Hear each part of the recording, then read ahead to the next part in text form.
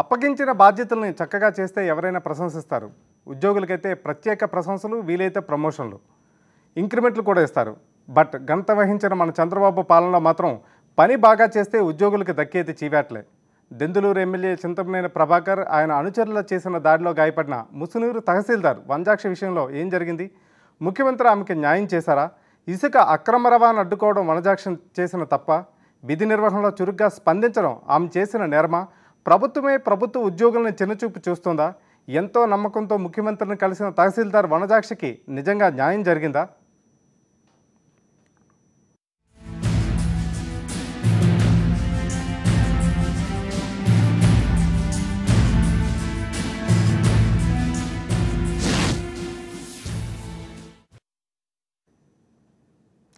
ఈ నెల 8 అంటే బుధవారం రోజున ప్రజాస్వామ్యంపై పట్టపగలు దాడి జరిగింది. విధి నిర్వహణలో ఉన్న ఒక ఎంఆర్ఓపై ఎమ్మెల్యే దెందులూరు ఎమ్మెల్యే చింతమనేని ప్రభాకర్ ఆయన అనుచరులు దాడికి తెగబడ్డారు. అన్యాయానికి అడ్డు తగిలారన్న కోపంతో కృష్ణా జిల్లా ముసునూరు తహసీల్దార్ వంజాక్షిని విచక్షణరహితంగా కొట్టారు. దాడి జరిగిన అనంతరం ఆమె ఏమన్నారో ఒకసారి చూద్దాం. ఇది మా బోర్డర్ అంటున్నారు మా సర్వేర్ గారు. రేపు సర్వేర్ గారు వస్తారు. వచ్చిన తర్వాత ఎవరిదైతే వాళ్ళు పని చేసుకుందాం అని చెప్పానండి. చెప్పిన తర్వాత 10 నిమిషాలకు ఆయన వచ్చాడు. నేను ట్రాక్టర్లు కట్టంగానే ఉంచున్నాను. చింతమనేని ప్రభాకర్ గారు వచ్చాడు. ఒక 50 మందిని తీసుకుని వచ్చాడు. ఈ డోక్రా లేడీస్ అప్పటిదాకా దూరంగా ఉన్నారు. కొంచెం పబ్లిక్ కూడా ఒక 10 మంది అక్కడక్కడ ఉన్నారండి. వాళ్ళందరూ వచ్చారు. వచ్చిన తర్వాత ఆర్ఎన్ ఇందాకే పోతానన్నావుగా పోలేదు ఏంటి అన్నారు. సార్ నేను ఎక్కడుంటే నా స్టాఫ్ అక్కడ ఉంటారు అన్నాను. ఏంటి మీరు రౌడీలాగా ట్రాక్టర్లు కట్టడం పడతారండి, ఎంఆర్ఓలాగా బిహేవ్ చేయకుండా అన్నారు. మరి ఇది మా రీచ్ అంటున్నారండి. మా సర్వేర్ గారు ఇక్కడ దాకా బోర్డర్ ఉందన్నారు.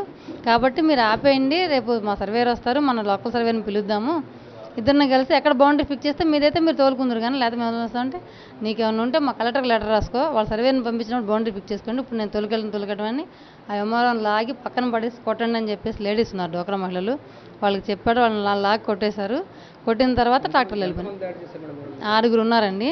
తర్వాత నేను లేచిన తర్వాత నా స్టాఫ్ అడ్డం పడ్డారు. మొత్తం మగపిల్లలు అన్నమాట వీళ్ళు. వాళ్ళలో ఒక అబ్బాయికి ఇదంతా చిరిగిపోయింది బాగా గాయాలని. నాకు ఇదంతా గాయాలని గోరు గిచ్చుళ్ళు అవన్నీ పడినాయి అన్నమాట. నేను లేసి ఎవరైతే నన్ను కొట్టారో వాళ్ళని కెమెరాలో షూట్ చేశాను. అతను పర్సనల్ సెక్రటరీ ఉన్నాడు. ఒక అతను సఫారీ సూట్లో నా ఫోన్ లాక్కుని మొత్తం డిలీట్ చేసి నాలుగేసుకుంటాడు ఫోన్. నా ఫోన్ కూడా గన్మెన్ లానే ఉన్నాడు. వాళ్ళే కదా సఫారీ సూట్లో వస్తారు. గన్మెన్ లానే ఉన్నాడు అతను. రాలా. మా లోకల్ ఎస్ఐ గారు ప్రేక్షక పాత్ర వహించాడు. లోకల్ అక్కడే ఉన్నాడు ఎస్ఐ. ఇప్పుడు ఈ గొడవ జరుగుతుంది కదా, ఆర్ఐ గారు చెప్పినప్పుడు ఒక కానిస్టేబుల్ వెళ్ళాడంటే కంట్రోల్ కాదు మీరు వెళ్ళండి అని చెప్పాను. నేను వెళ్ళేసరికి ఎస్ఐ గారు స్పాట్లో ఉన్నాడు. వాళ్ళని ఏం మాత్రం కంట్రోల్ చేయాలి. అలాంటప్పుడు లోకల్ ఎస్ఐ కనీసం లాఠీ చార్జీ అయినా చేయాలి కదా. పబ్లిక్ మాబ్ మీద తహసీల్దార్ మీద వచ్చి పడుతున్నప్పుడు ఏం లేదని ప్రేక్షక పాత్ర వహించాడు. ఈ ఘటన జరిగిన మరుసటి రోజు అంటే ఈ నెల 9 గురువారం రోజున తనపై జరిగిన దాడిని ప్రెస్ మీట్ పెట్టి మరీ వివరించారు ముసునూరు తహసీల్దార్ వంజాక్షి. తహసీల్దార్కే రక్షణ లేకపోతే మామూలు మహిళల పరిస్థితి ఏంటని ప్రశ్నించారు. ఆత్మహత్య చేసుకోవాలని అనిపిస్తుందని ఆమె విలపించారు. ఎమ్మెల్యే గారు వెస్ట్ గోదావరి మీకు ఎక్కడ టీవీలు ఉంటే ఆన్ చేయండి. నా ఫ్యామిలీ విషయాలు ఆయనకేం సంబంధం?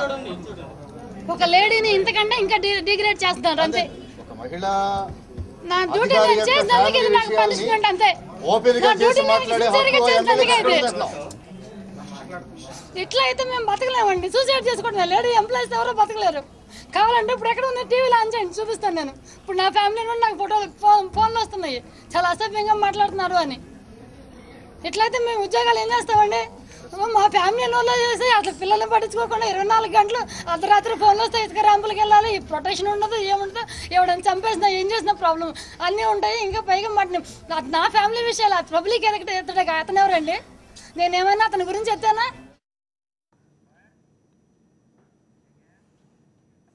తహసీల్దార్ వంజాక్షిపై దాడి చేసిన వారిపై కఠిన చర్య తీసుకునేంత వరకు ఆందోళన విరమించేది లేదని ఏపీ రెవెన్యూ ఉద్యోగులు ప్రభుత్వానికి హెచ్చరిక చేశారు.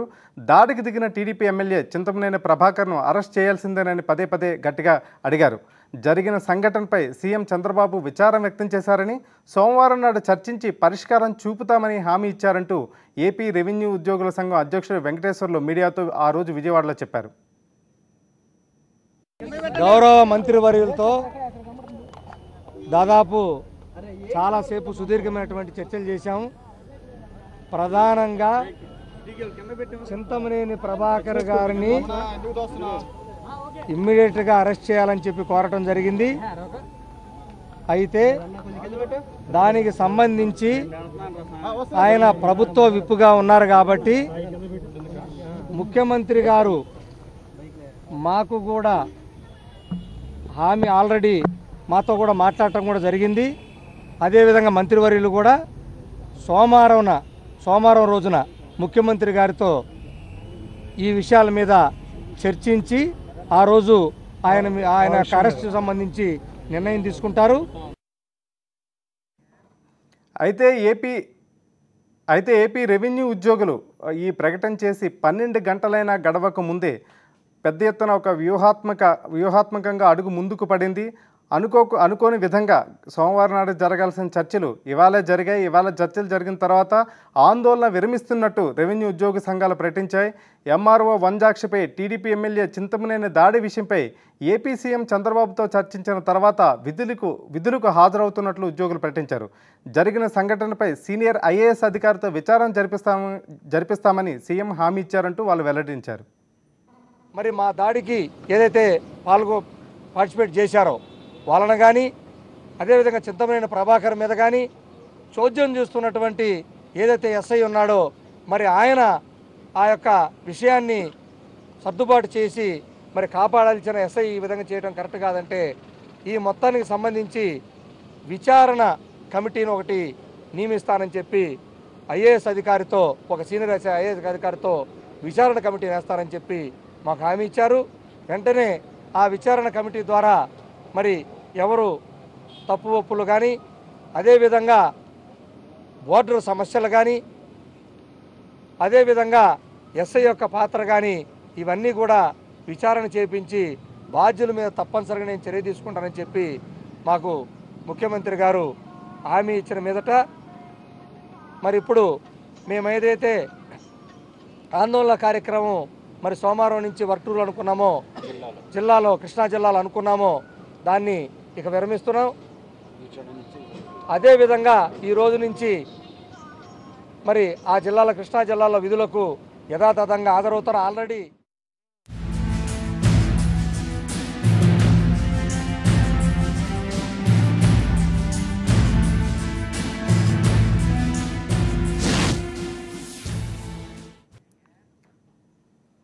ఎంఆర్ఓ వనజాక్షిపై దాడి వ్యవహారం గడిచిన 3 రోజుల్లో ఏం జరిగిందో ఇప్పటివరకు చూసాం.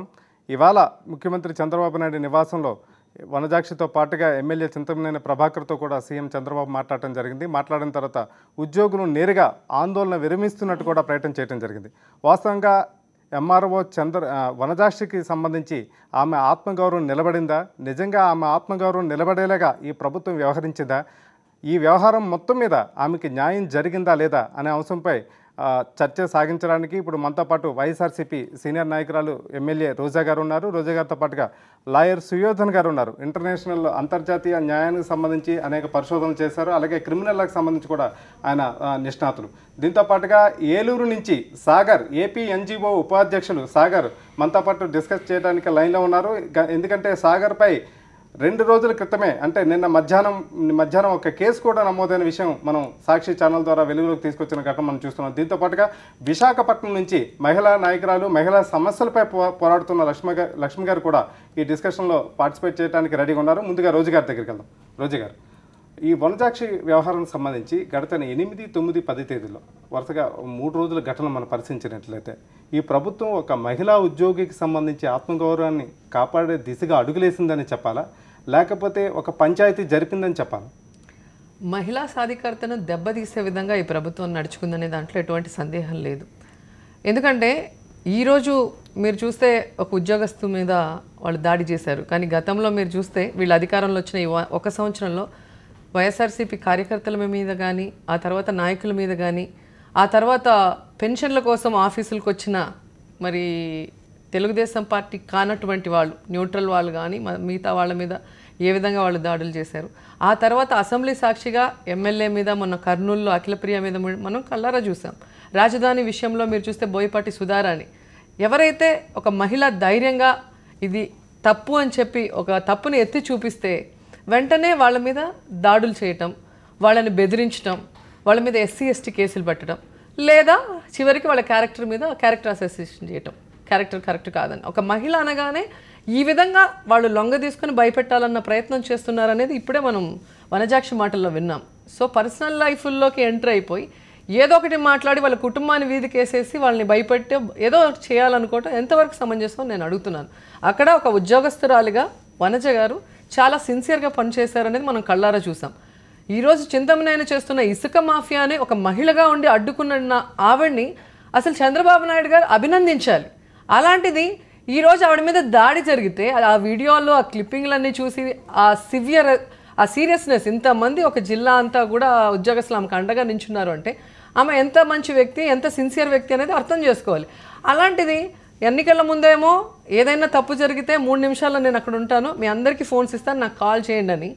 ఇక్కడ తప్పు జరిగిన 3-4 రోజుల తర్వాత జపాన్ నుంచి కూల్గా వచ్చి తన ఇంట్లో మాఫియాలు, ఇసుక మాఫియా చేస్తున్న వీళ్ళని, దొంగల్ని, అలాగే అఫీషియల్స్ని, పోలీసులు కూర్చోబెట్టుకొని మధ్యస్థనం చేస్తున్నారు. అంటే ఒక సీఎంకి ఇది తగునని నేను అడుగుతున్నాను. చంద్రబాబు నాయుడు గారు అందరికీ సమానంగా ఉండాలి. తన పార్టీ నాయకులు తప్పు చేస్తే ఒక విధంగా, వేరే వాళ్ళు చేస్తే తప్పు ఒక విధంగా, అఫీషియల్స్ చేస్తే ఒక విధంగా, చిన్న విషయాన్ని కూడా ఎంత భూతద్దంలో చూపిస్తారో మనం కర్నూలు విషయంలో చూసాం. అఖిలప్రియకి అన్యాయం జరుగుతుంది, అక్కడ పోలీస్ ఆఫీసర్లు ఆమెను ఇబ్బంది పెడుతుంటే భూమా నాగిరెడ్డి గారు పరిగెత్తుకొని వెళితే నన్ను తిట్టాడు అని చెప్పి ఒక పోలీస్ ఆఫీసర్ SC/ST కేసు పెట్టి వెంటనే అరెస్ట్ చేసి లోపలేశారు. కనీసం అక్కడ ఏం జరిగింది ఏంటి, అతను ఎన్నిసార్లు ఎమ్మెల్యేగా గెలిచాడు, ఎంత పెద్ద వ్యక్తి, అక్కడ తప్పు జరిగిందా లేదా అనే దాని మీద డిస్కషన్ చేయకుండా అసలు పోలీస్ యూనిఫామ్ వేసుకున్న అతనికి కులం ఏంటండి? ఒక లాయర్కో, ఒక పోలీస్ ఆఫీసర్కో, లేదా ఎమ్మెల్యేలకో, మినిస్టర్లకో, సీఎంకో కులం ఉండదు. వాళ్ళు అందరినీ ఒకే దృష్టితో చూడాలి. అలాంటిది ఒక పోలీస్ ఆఫీసర్ ఒక SC/ST కేసు పెట్టేసి బ్లాక్మెయిలింగ్ చేయటం అంటే వీళ్ళు అనగానే ఎత్తి లోపలేయండి, వాళ్ళు అనగానే కూర్చోబెట్టి డిస్కస్ చేయండి. కాబట్టి చంద్రబాబు నాయుడు గారు ప్రవర్తిస్తున్న తీరు ప్రజలు గమనిస్తున్నారు. ముఖ్యంగా మహిళల విషయంలో ఈరోజు బోయపాటి సుధారాణి విషయంలో కానీ, రోజా విషయంలో కానీ, మొన్న గిడ్డి ఈశ్వరి విషయంలో కూడా ఏ విధంగా అక్కడ పోలీసులందరూ కూడా ప్రవర్తించారో చూసాం. ఒక గిరిజన మహిళని కూడా లేకుండా అఖిలప్రియాని ఏ విధంగా చేశారో చూసాం. ఓటు నోటు కేసులో తాను దొంగతనం చేసి, తాను తప్పు చేసి, ఆ తప్పును ఇంటెలిజెన్స్ డీజీ అనురాధకి దుద్ది నువ్వు సరిగ్గా పనిచేయట్లేదని ట్రాన్స్ఫర్ చేస్తారు. అంటే ఎక్కడ చూసినా మహిళల్ని టార్గెట్ చేస్తున్నారు. అండ్ ముఖ్యంగా మహిళల కోసమే 24 గంటలు పనిచేస్తున్న అంగన్వాడీ వర్కర్ని ఏ విధంగా కొట్టించి రక్తం వచ్చేలాగా జుట్టు పీకి మరీ కొట్టారు. మనం కళ్ళారా చూసాం. మనకే ఏడుపు వస్తుంది. మనసు అనేది ఉందా చంద్రబాబు నాయుడుకి అనిపిస్తుంది. నువ్వు ఎన్నికల ముందు చెప్పావు డ్వాక్రా మహిళ లోన్లు అసలు వడ్డీతో మాఫీ చేస్తాను. ఇప్పుడు ఎక్కడెక్కడ ధర్నాలు చేశారో అక్కడక్కడ వాళ్ళని ఎట్లా కొట్టారో మనం చూస్తున్నాం. అంటే నువ్వు మహిళా వ్యతిరేకం అనేది స్పష్టంగా తెలుస్తుంది. సో ఈరోజు నువ్వు వేసిన IAS కమిటీ కూడా ఈ ఇష్యూని నీరుగార్చడానికి, డైల్యూట్ చేయడానికే తప్ప చూడండి వీడియోలో క్లియర్ కట్గా తెలుస్తుంది. అతను వచ్చి మంచోడు అయ్యుండి ప్రజల సమస్యల మీద MRO దగ్గరికి వచ్చి అక్కడ ఏదో ఒక ఎమోషన్లో అరిచో ఏదో ఒక తోసిన అర్థం ఉంటుంది. అతనికి నేర చరిత్ర ఉంది, రౌడీ షీటర్ అనే పేరు ఉంది. ఇలాంటి వ్యక్తి వాంటెడ్గా ప్లాన్డ్గా అక్కడికి వచ్చి ఒక MROని బెదిరించి తను ఏదైతే రికార్డ్ చేసిందో అదన్నీ కూడా పగలగొట్టి అతను అంత దారుణంగా ఆమె జుట్టులాగి ఆమె వీపంతా కూడా గోర్లు పడేలాగా తన అనుచరులతో తాను దాడి చేస్తే అలాంటి అతన్ని అరెస్టు చేయకుండా విచారిస్తాము అనటం చాలా విచారకరమైన విషయం. సాగర్ గారు గుడ్ ఈవినింగ్ అండి. Good evening sir. ఈ వనజాక్షి వ్యవహారానికి సంబంధించి ఆమెపై దాడికి సంబంధించి ఏపీ రెవెన్యూ ఉద్యోగ సంఘాలు ఒక అడుగు వెనక్కి వేశాయా, లేకపోతే మీకు న్యాయం జరిగిందని మీరు ఫీల్ అవుతున్నారా?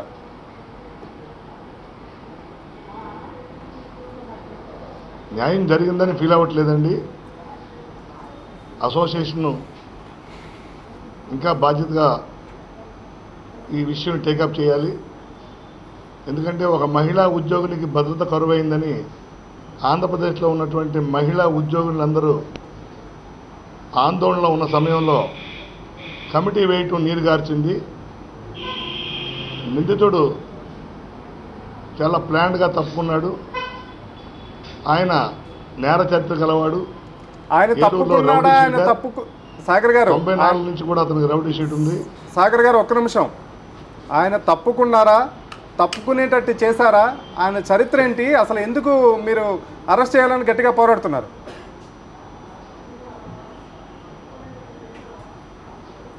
చంద్రబాబు నాయుడు గారు ఉద్యోగులకు భరోసా ఇవ్వటం అంటే, మరి ముఖ్యంగా మహిళా ఉద్యోగులకు భరోసా ఇవ్వటం అంటే కమిటీ వేయటం కరెక్ట్ కాదండి. వెంటనే ముద్దాయిని విప్ పదవి నుంచి తొలగించి చంద్రబాబు నాయుడు ఉద్యోగులకు ఇచ్చిన హామీ మేరకే పనిచేస్తున్నారు, ఆయన పారదర్శకంగా ఉన్నారని నిరూపించుకోవాలి. ఆయన విప్ పదవి నుంచి తొలగించి నాన్ బెయిలబుల్ కేసులో వెంటనే అరెస్ట్ చేయాలి. చింతమనేని ప్రభాకర్ నేర చరిత్ర ఈ రాష్ట్రంలో అందరూ తెలిసిందే. చెప్పండి, ఆ నేర చరిత్ర ఏంటి, మీ దగ్గర ఉన్న వివరాలేంటి? ఆయన 2004లో ఏలూరు ఆర్డీఓ పెంచల్ రెడ్డిని ఇసుక ర్యాంపులో కొట్టారు అర్ధరాత్రి పూట. ఆయన ఇసుక అమ్ముకోవటం, మట్టి అమ్ముకోవటమే ఆయన జీవనం. ఆ విధంగానే కోట్లు సంపాదించి ఇసుక మాఫియాలో సంపాదించిన డబ్బులతో రౌడీజం చేస్తున్నారు. ఆయన దురదృష్టవశాత్తు పశ్చిమ గోదావరి జిల్లా కలెక్టర్ భాస్కర్ కాటమనేని కూడా ఆయనకు సహకరిస్తున్నారు ఇసుక అమ్ముకోవటంలో, మట్టి అమ్ముకోవటంలో. ఒక కలెక్టర్ అయి ఉండి ఉద్యోగుల పక్షాన్ని నిలబడాల్సింది పోయి చాలా విచారకరంగా రాజకీయ నాయకుడికి ఒత్తాసు పలకటం, ఆగ మేఘాల మీద బౌండరీ మేము కొల్పించేశాం, ఇది పశ్చిమ గోదావరి జిల్లా బౌండరీ అని చెప్పటం చాలా హాస్యాస్పదం. రాష్ట్రంలో ఉన్న ఉద్యోగులు, రెవెన్యూ ఉద్యోగులు ఆవేదనతో ఆందోళనలో ఉన్న క్రమంలో వాళ్ళ ఆందోళనను అర్థం చేసుకోకుండా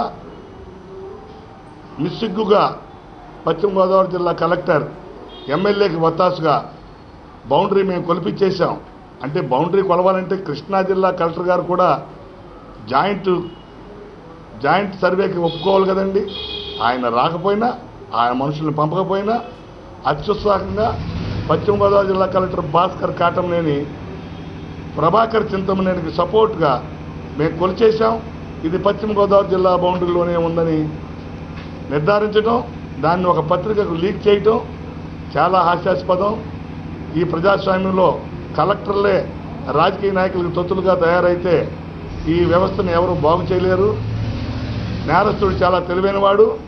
తన నేర సామ్రాజ్యంలో సంపాదించిన కోట్లతో వనజాక్షి గారిని, ముసునూరు తహసీల్దార్ గారిని కొట్టించడమే కాకుండా వారి కుటుంబం గురించి చాలా అసహ్యంగా మాట్లాడటమే కాకుండా నిర్లజ్జగా కిరాయి మూకలతో ఏలూరులో భారీ ప్రదర్శన చేసి, ఎస్ మా రౌడీ ఎమ్మెల్యే ఏది చేస్తే అదే రైట్, ఇసుక అమ్మినా రైట్, కొట్టినా రైట్ అని నినాదాలతో ఏలూరు మొత్తం మారుమోగేలాగా ఊరేగారంటే ఈ సమాజం ఎటుపోతుంది? ఏది చట్టం? ఎవరి చట్టాలను తయారు చేశారు? రాజకీయ నాయకులకు అనుకూలంగా కలెక్టర్లు ఈ చట్టాలను మార్చేసి వారు ఏం తప్పు చేసినా అదే రైట్ అంటాం. సాక్షాత్తు జిల్లా కలెక్టరేట్కి ఊరేగింపుగా వచ్చి మరి అక్కడ పలావ్ పొట్లాలు పంచుకొని తింటాం. ఇదంతా ఇసుక మాఫియా డబ్బు కాదా? నేరస్తుడని తెలిసి ఏలూరు డిఐ మిట్ట మధ్యాహ్నం ఆయనకి ఎలా ఇంటర్వ్యూ ఇచ్చారు? అంతకుముందు రోజు మధ్యాహ్నమే నేరం జరిగింది. నేరస్తుడు తప్పించుకు తిరుగుతున్నాడని అన్ని టీవీల్లో, అన్ని పేపర్లో వస్తున్నాయి. ఎఫ్ఐఆర్ రిజిస్టర్ అయింది. డిఐజీ గారు ఆయనకి ఏ విధంగా ఇంటర్వ్యూ ఇచ్చారు? ఆయన ఏ విధంగా పట్టపగలు మిట్ట మధ్యాహ్నం డిఐజీ గారిని హుందాగా కారులో వెళ్ళి కలిసి వచ్చారు? ఇవన్నీ కూడా సమాజానికి చెడు సిగ్నల్స్ పోతున్నాయి.